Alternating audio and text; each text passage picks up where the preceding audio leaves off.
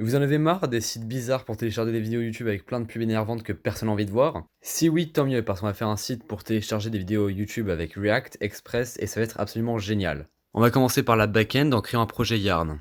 Vous pouvez utiliser NPM si vous le préférez, mais je vais utiliser Yarn dans cette vidéo. Ensuite, on va ajouter les packages dont on a besoin, à savoir Express, Core, YouTube Search et YouTube Download Core. Express est un framework minimaliste permettant de créer des serveurs HTTP en JavaScript. Cores ou Cross Origin Resource Sharing est un mécanisme permettant de bloquer certaines ressources sur une page web. YouTube Search et YouTube Download Core vont nous permettre de rechercher des vidéos sur YouTube puis les télécharger. Avant de continuer, on va aussi installer Nodemon, vous verrez dans quelques instants pourquoi. Maintenant, on peut enfin commencer à créer notre serveur. On importe Express et Cores, puis on crée une application Express sur laquelle on applique les middleware express.json qui nous permettra de lire le corps des requêtes HTTP que le serveur va intercepter, et Cores pour éviter que nos sites web ne bloquent notre serveur.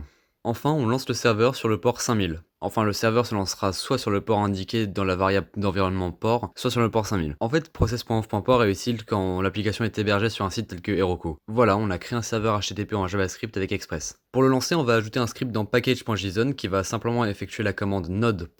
C'est-à-dire qu'il va lancer le fichier index.js dans le répertoire local. Le problème avec ce script du coup, c'est que quand on fait des modifications à notre code, il ne se relance pas automatiquement. C'est là qu'on va utiliser Nodemon en créant un autre script, et comme vous pouvez le constater quand on modifie notre code, le serveur se relance avec les modifications. Maintenant on peut ajouter la route search avec la méthode post. Dans cette route, on récupère la propriété query du corps de la requête. Si la propriété n'existe pas ou si elle est vide, on peut répondre par un code d'erreur 400. Sinon, on va utiliser le package YouTube Search pour faire une recherche YouTube à partir de la query. Si une erreur imprévue se produit, ce qui peut arriver, on écrit l'erreur dans la console puis on répond à la requête par un code d'erreur 500. Si tout se passe bien, on envoie à la requête le résultat de la recherche YouTube en format JSON avec un code d'info 200. Maintenant, pour tester cette route, on va utiliser Postman qui va nous permettre d'écrire une requête HTTP pour l'envoyer à notre serveur. Par défaut, la méthode de la requête sera get, alors que la route n'accepte que des méthodes post. On va donc modifier ça, puis on entre l'URL où la requête doit être envoyée, c'est simplement http://localhost.5000/search. Puis dans l'onglet du corps de la requête, on va déjà préciser que le corps sera écrit en JSON, et on va juste laisser deux accolades vides. En envoyant la requête, on reçoit bien un message nous indiquant qu'on n'a pas précisé la query. Si entre les deux accolades, on ajoute une propriété query avec la valeur Vatarox par exemple, on reçoit bien une liste de vidéos obtenues après avoir recherché Vatarox. Maintenant qu'on a une route search qui fonctionne, on va faire une route pour télécharger une vidéo. La méthode de cette route sera get cette fois.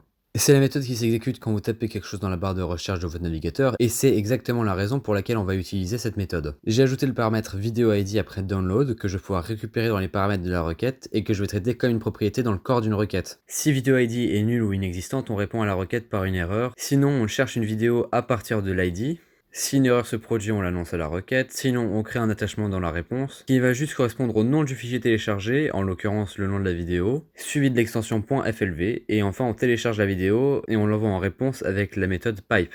Maintenant, ici on télécharge une vidéo de Vatarox à partir de la route download, et avec l'idée d'une vidéo de Vatarox. Et comme vous pouvez le constater, la vidéo se télécharge sous le nom du titre de la vidéo, suivi de l'extension .flv, et on peut l'ouvrir sans aucun problème. On a maintenant fini avec notre serveur, mais c'est maintenant que la partie intéressante commence, parce qu'on va faire la front-end avec React. Pour ça, on va taper la commande yarn create react app client dans un autre terminal. Une fois que l'application s'est générée, on va taper les commandes cd client puis yarn start pour lancer le serveur de développement de l'application React. Maintenant qu'on va à l'adresse localhost de .3000, on devrait voir notre site. Donc on va faire quelques modifications, on va commencer par supprimer le component app, puis quelques fichiers inutiles, setuptest.js, app.test.js et logo.svg. Après ça, on va enfin pouvoir commencer. Déjà, on va créer le component app en ajoutant un state. Le state est un objet accessible et modifiable partout dans le component. On va créer dedans la propriété query et la propriété vidéo. Ensuite, on va créer la méthode render qui va retourner un élément JSX et qui va indiquer au component ce qu'il devra afficher. On va commencer par créer un titre qui contiendra simplement YouTube Download. Vous pourrez mettre ce que vous voulez ici. Puis un champ de texte pour récupérer la recherche de l'utilisateur. Et enfin un bouton pour envoyer la query au serveur. Chaque fois que le contenu du champ de texte change, on récupère sa valeur et on la place dans le state du component. Pour vérifier que ça fonctionne, installez l'extension de développement React sur Chrome qui vous montrera le state des composants en temps réel. Là, comme vous pouvez le constater, la propriété query du state est bien mise à jour. Du coup, maintenant, on voudrait envoyer une requête HTTP contenant une query au serveur depuis notre application React. Pour ça, on va commencer par installer le package Axios, qui permet de faire des requêtes HTTP en JavaScript. On envoie la requête, on remplace la propriété vidéo dans le state par la réponse de la requête, et s'il y a une erreur, on l'écrit simplement dans la console. Sauf que là, il y a un problème. Quand on envoie la requête en appuyant sur le bouton, on obtient une erreur 404. C'est parce que React cherche la route search sur l'autre localhost de .3000, celui du serveur de développement, et non sur l'autre localhost de .5000, celui de notre serveur avec toutes les routes qu'on a fait il y a 2 minutes. Pour éviter ce problème, on va arrêter le serveur de développement, ouvrir package.json et ajouter la propriété proxy avec la valeur http://localhost localhost 2.5000. Ainsi, toutes les requêtes HTTP échouées seront essayées à nouveau sur l'hôte localhost 2.5000. On relance le serveur, refresh la page web, écrit une recherche dans le champ de texte, et en cliquant sur Search, on constate que la propriété vidéo du state a bien changé et l'erreur de la console ne réapparaît plus. Maintenant, on va afficher chaque titre des vidéos du state sur la page web en faisant une boucle et on donne à chaque élément de la boucle l'attribut key qui aura comme valeur l'ID de la vidéo en question pour éviter que React ne génère d'erreur. Du coup c'est cool, on peut faire une recherche YouTube avec notre site, plus qu'à gérer les téléchargements maintenant. Pour ça, quand l'utilisateur clique sur le titre de la vidéo, on le redirige vers la route download suivi de l'ID de la vidéo en question.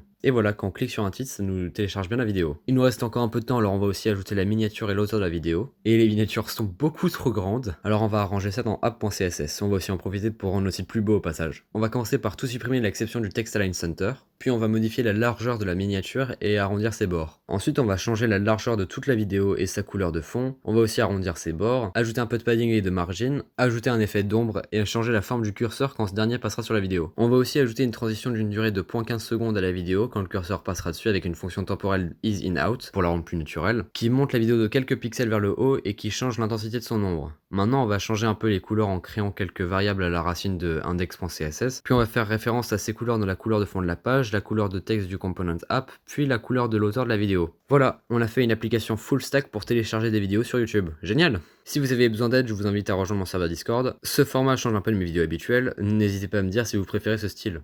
Bon bah au revoir!